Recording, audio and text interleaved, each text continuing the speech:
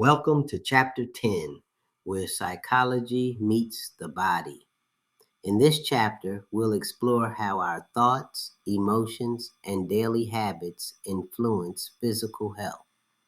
From stress and coping to lifestyle and longevity, we'll see just how powerful the mind-body connection really is. By the time we wrap up this chapter, you'll have a solid understanding of what stress really means in psychology.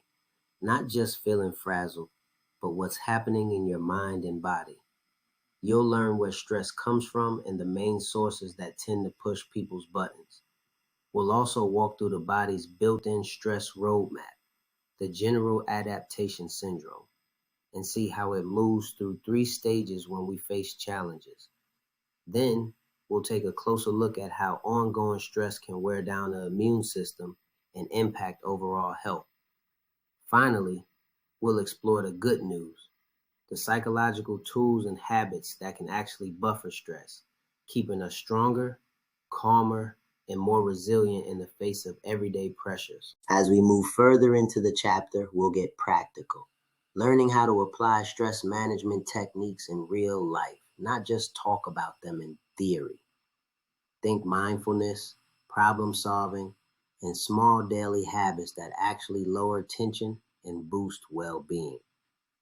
We'll also examine how the mind and body work together, or sometimes conflict, when it comes to severe health conditions. You'll explore how certain psychological factors can influence the risk for coronary heart disease and even cancer, highlighting the powerful connection between emotional health and physical outcomes. Finally, we'll discuss sexually transmitted diseases, focusing not only on how they spread, but how awareness and behavioral choices can help protect ourselves and others. It's about turning psychological insight into everyday prevention and healthier living. Now we'll move into Module 10.1, Stress, what it is and what it does to the body. Health psychology is all about how the mind and body constantly interact, how our thoughts, emotions, and behaviors can shape our physical health. Health psychologists are especially interested in stress, not just what it feels like, but how it actually affects the body over time. When psychologists discuss stress, they refer to the pressures or demands placed on us that necessitate some adjustment or adaptation. It's not always bad. There's such a thing as healthy stress, that little spark that keeps you focused, alert, and ready to take action. But when those pressures pile up or feel overwhelming, that's when distress sets in, the kind that drains your energy, messes with your mood, and can even affect your health.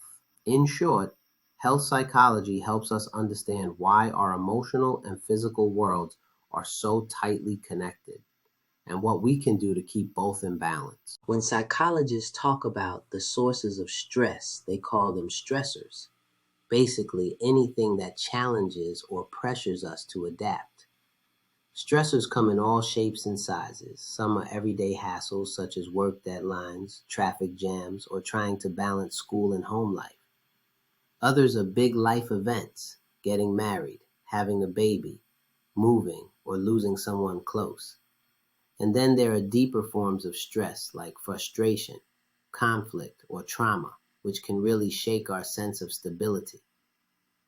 How we cope with these stressors matters a lot. Our ability to handle daily stress plays a massive role in both our mental and physical health. The good news?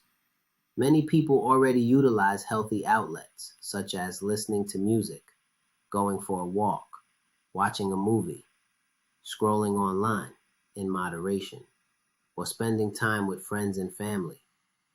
Those little habits help us recharge. But when stress doesn't let up, when it becomes chronic, our bodies and minds start to feel the strain. That constant tension can leave us feeling tired, moody, and even depressed. So learning to recognize and manage stress isn't just self-care. It's essential for long-term health. Not all stress hits us like a thunderstorm. Sometimes it's more like a steady drizzle. Those hassles we encounter every day, traffic, misplaced keys, too many emails, slow Wi Fi, may seem small, but when they pile up, they can quietly wear us down. Over time, an accumulation of hassles can create chronic stress, the kind that lingers in the background and saps our energy. Then there are life events, the big, defining moments that shake up our routines. They can be joyful, like getting married or starting a new job, or painful, like divorce or losing a loved one. Either way, they demand that we adapt, and that adjustment process itself can be stressful. Frustration kicks in when we're trying hard to reach a goal and something blocks our path. It's that feeling of hitting a wall when you study for hours but still bomb the test, or when a plan just keeps falling apart. And finally, there's conflict, that tug of war between two goals or desires. Maybe you want to relax, but you also need to finish a project, or you're torn between two great opportunities. Conflict becomes especially stressful when both sides are equally strong and there's no easy answer. All of these hassles, life events, frustration, and conflict are normal parts of life. What really matters is how we recognize them, manage them, and give ourselves grace while navigating them. Psychological conflicts are those mental tug of wars we experience when life pulls us in different directions. Let's break down the four main types, and you'll probably recognize a few from your own life. First up, the approach conflict. This is the good problem to have kind. When you're choosing between two great options. Maybe you got accepted into two dream graduate programs, or you're deciding between a beach vacation and a mountain getaway. Both are positive, but you can only pick one. Still stressful, but at least it's a pleasant kind of stress. Next, we have avoidance conflict. This one's no fun. You're stuck between two unpleasant choices. Think, do you stay up late finishing that paper or wake up painfully early to get it done? Either way, you're losing sleep. It's like being caught between a rock and a hard place. Literally. Then comes the approach avoidance conflict, which is trickier. It's when one single option has both appealing and unpleasant sides. So maybe you want a promotion, a great salary, more respect, but it also means longer hours and higher stress. That push pull can make decision making feel like emotional whiplash. Finally, the big one, the multiple approach avoidance conflict. Here, you're juggling several options, each with its own mix of pros and cons. Imagine choosing between multiple job offers. One pays more, another offers better work life balance, and another is closer to home. Your brain becomes a full time debate club. This is the most complex and the most exhausting kind of conflict.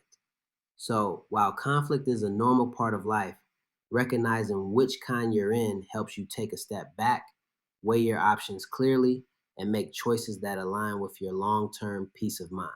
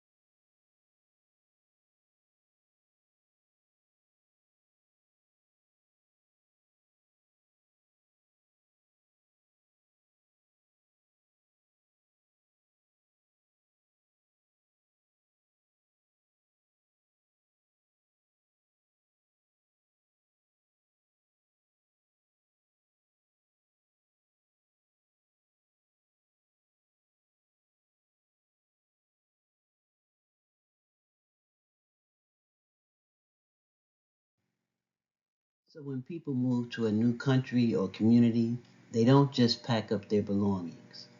They bring their language, customs, and identity with them. Acculturated stress is the tension or pressure that comes from trying to adapt to a new culture while holding on to your own. It's like learning a new rhythm without forgetting your original song.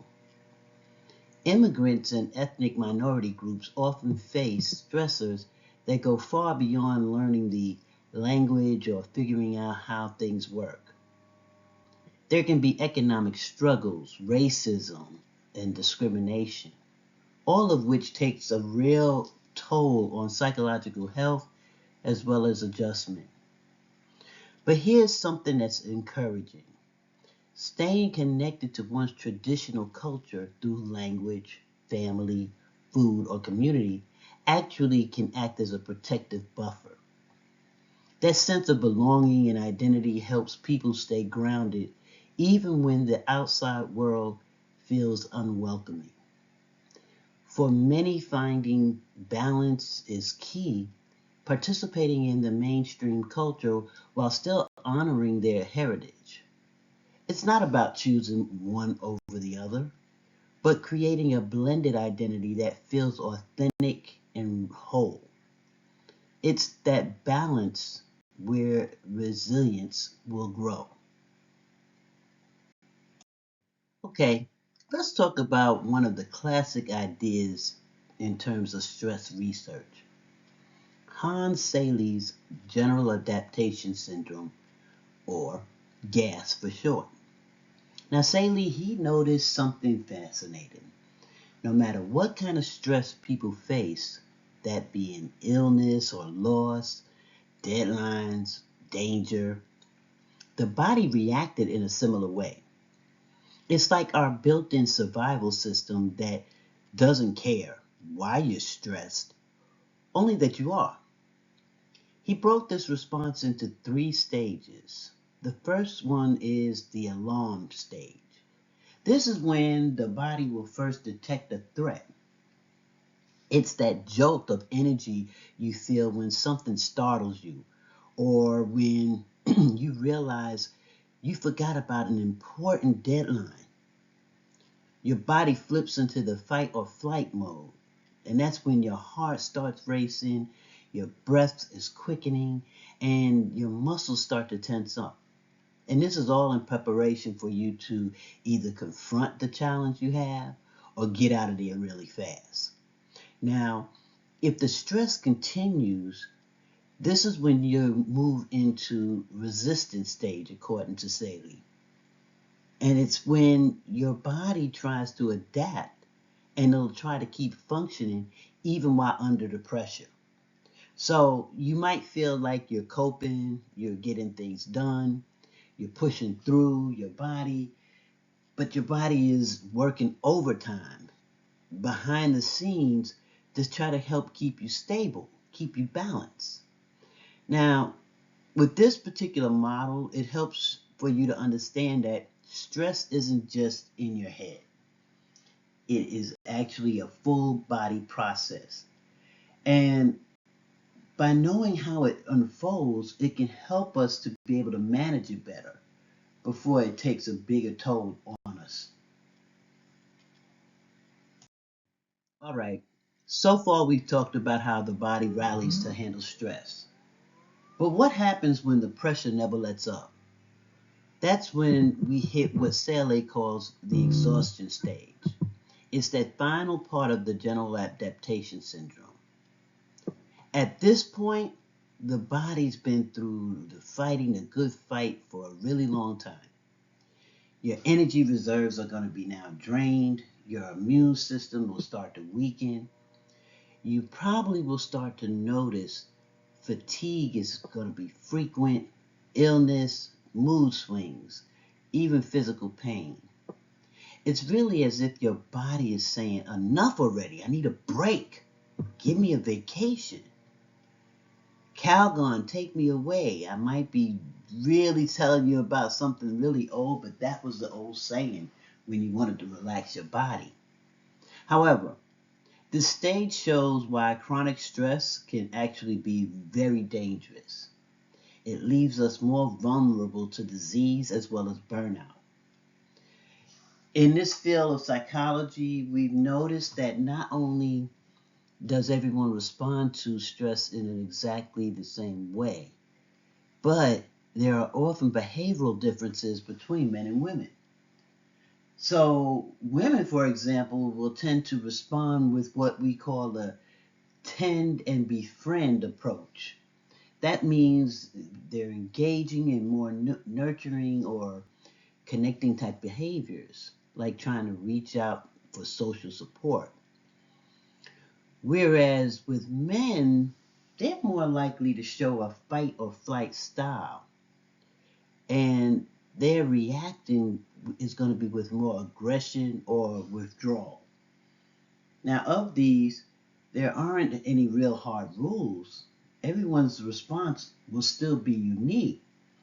But if we understand these patterns, then it'll allow us to see that stress isn't just a physical experience.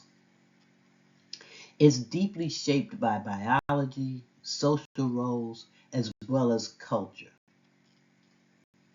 This is just a visual to kind of let you see how gas works up close and personal. You see the alarm stage. The gentleman, he's holding his head because he's got a headache on coming. It's that stressor that's starting to pound.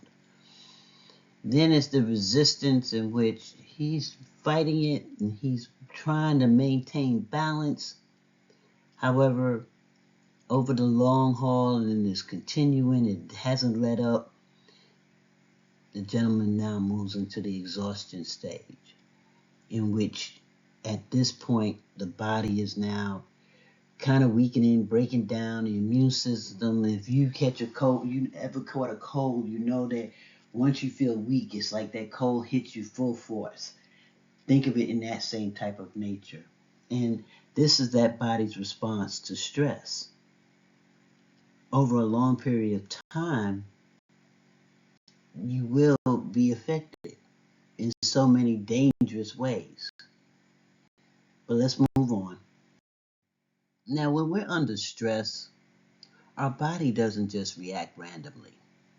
It follows a carefully coordinated chain of communication that's called the HPA axis. Now, HPA axis stands for the hypothalamic pituitary adrenal axis. Think of it like a team of three messengers working together to try to keep you alive and keep you alert. It starts with the hypothalamus, the brain's command center for survival responses. When it senses stress, it's going to release a chemical that's called corticotrophin releasing hormone, or CRH. And it's that message that will travel to the pituitary gland, which acts like a supervisor, because now it's releasing another hormone, adrenocorticotropic hormone, or ACTH. And it's going to be found in your bloodstream. Now, the ACTH, it will then signal your adrenal glands, which sits on top of your kidneys. This will release a corticosteroid, that's powerful hormone that'll help your body to cope. But with these hormones, when there's an increase your energy supply by making more stored nutrients like glucose, it's going to be available so when you can respond quickly to whatever's stressing you out. Basically, the hypothalamus will detect danger. The pituitary is going to amplify that signal, like, the bat signal, the light in the sky showing the Batman signal. Think of it in that sense. And the adrenal glands will then deliver that energy boost. It's going to be Batman to the rescue, while the adrenal glands will be to the rescue. It's teamwork, and it fuels that wired but tired feeling. So your body, it's trying to say, hey, I'm handling it, but I don't know how long I can do it. I can't keep this up forever. Time, everybody. It's time for a knowledge check. So, During which stage of Saley's general adaptation syndrome is an individual especially vulnerable to illness? Would it be A, exhaustion, B, resistance, C, alarm, or D, fight or flight? What do you think? Do, do, do, do, do, do, do, do, do, do, do. Short version today, y'all. If you said exhaustion, you hit it on the head. During the exhaustion stage, like I mentioned, that's when we've depleted all of our resources, so to speak, leaving us really vulnerable to getting illnesses, diseases, or obtaining permanent damage to our body. So just remember, when we're thinking about the rest of it, the resistance stage, it's where we're able to still work to adapt, but it's been persistent and it's starting to become chronic. But it's once we're in that chronic stage, we're now at that exhaustion stage. Okay?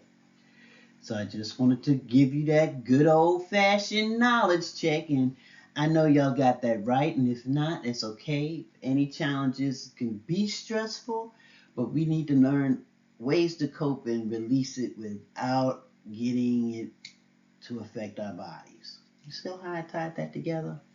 Anyway, let me move on. Okay, so we are pausing for a second so that you can scan the QR code and have your attendance taken for Wednesday, November 5th, 2025. Please do not forget uh, anything after Wednesday is going to be considered absent. So please remember to get your attendance done. Thanks, and back to the lecture. Now, our immune system is basically the body's personal security force. It's always on patrol, it's always scanning for intruders like viruses, bacteria, damaged cells. Its job is to defend us and to keep us from infection and to help keep our internal environment healthy. One of its main players is the lymphocyte, and this is a specialized type of white blood cell. Think of lymphocytes as detectives that spot suspicious invaders, called those antigens. And these are molecules that's found on the surface of pathogens or foreign substances. When lymphocytes detect an antigen, it's going to sound the alarm, activating the immune system's next line of defense. That's when antibodies going to come into play, with those special proteins that'll act like wanted posters. They'll attach themselves to the antigen, marking it for destruction, so other immune cells come and rally and finish off the job. Again, teamwork is the ultimate in this area at that microscopic level. And we can also train our immune systems through vaccinations and realize a vaccination actually introduces weakened or partial versions of a pathogen. It's only going to be enough for the immune system to practice recognizing it. This way, the body learns how to produce antibodies in the advance. So, if the real infection ever shows up, this is what your immune system says. Nice try, not. I've seen you before. And it takes down the infection quickly. So just remember, the immune system is one of the most fascinating examples of how our body learns, how our body remembers, as well as protect itself. Now, a little stress here and there isn't necessarily a bad thing. In fact, it can sometimes sharpen our level of focus as well as help us rise to the occasion. But when stress becomes persistent, when it's hanging around for weeks or months, that's problematic. That's when those problems will show up in our bodies. Because you see, chronic stress keeps the body's alarm system stuck in that one position. which then weakens our immune systems and make us more prone to illnesses where we might get anything from a cold to some other infections that can be serious as far like heart disease. A big part of this connection though comes from corticosteroids or cortisol. And it's the stress hormones that I talked about earlier. They're useful for short term because what it does is it allows you to build some energy and help you cope during a crisis. But when your body keeps pumping it out for too long, it starts to do the opposite for you. It's going to actually start suppressing your immune system, making it more difficult to fight off any kind of invaders and disease.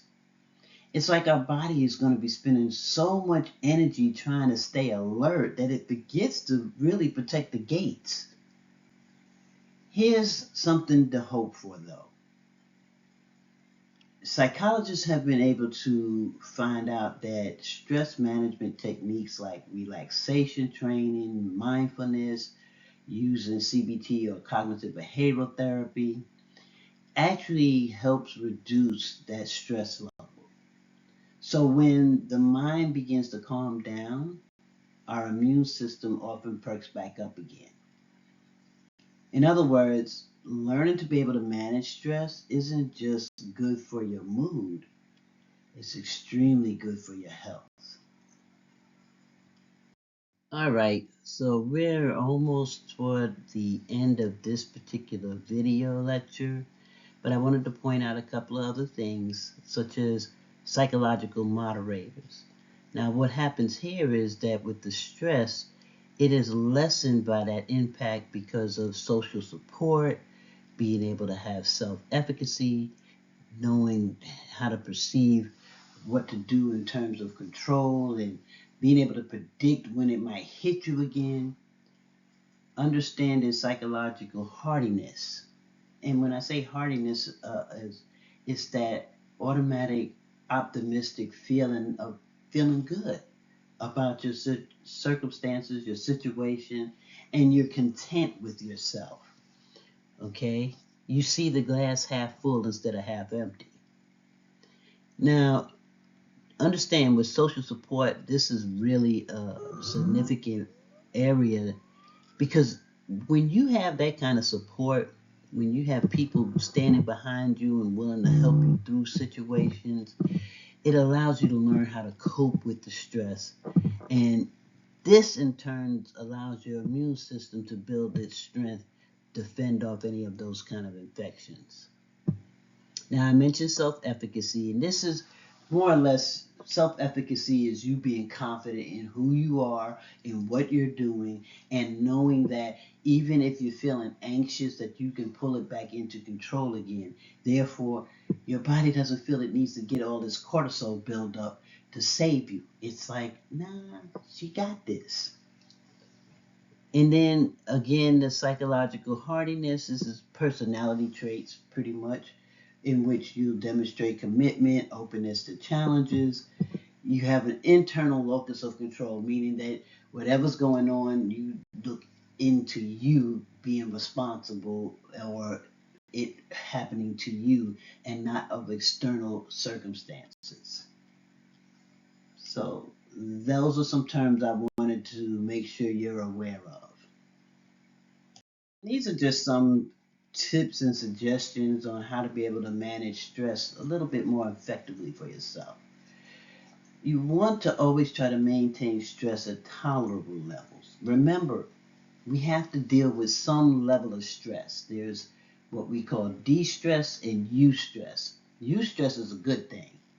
It's those type of stresses that we might have, like you being able to go to school. Although it's struggles sometimes, it's still considered a eustress because you're doing this to elevate yourself. Whereas de-stress might be a loss of a job, might be a loss of a family member, a loss of a friendship, a loss of a loved one, a relationship. Those are those kind of things. that could show you the difference between and how you might be able to manage. Now, with all that said, when you're stressed, reduce those little hassles that keep building and building. This too shall pass. Relax, relate, release. If you are a Different World fan, if you watch those reruns through the years, you know Debbie Allen gave us that, and I guarantee as a therapist, I used it often. You want to be able to relax, take in some breathing, do a little mindfulness training, ease into it, relate, understand what made you anxious in the first place, and then release. Let it go and let God, whatever your higher power is, or within yourself, don't hold on to it. Don't let the pressure build. Those hassles will keep climbing and climbing until it bubbles over, and that's never a good thing for you. And know your limits. You know what sets you off. You know when somebody might be pushing your buttons, and when that happens, go in a different direction. Try to keep up with a reasonable schedule. Y'all are in a busy environment right now, trying to get your education, your post high school education. You're trying to get your bachelor's. So you want to make sure you know your limits. Don't overextend yourself, and don't think you can't do it. That's the other extreme. There's a continuum here. Try to maintain the middle balance. Take frequent breaks. Don't try to do everything at once because it'll crumble. You don't need that.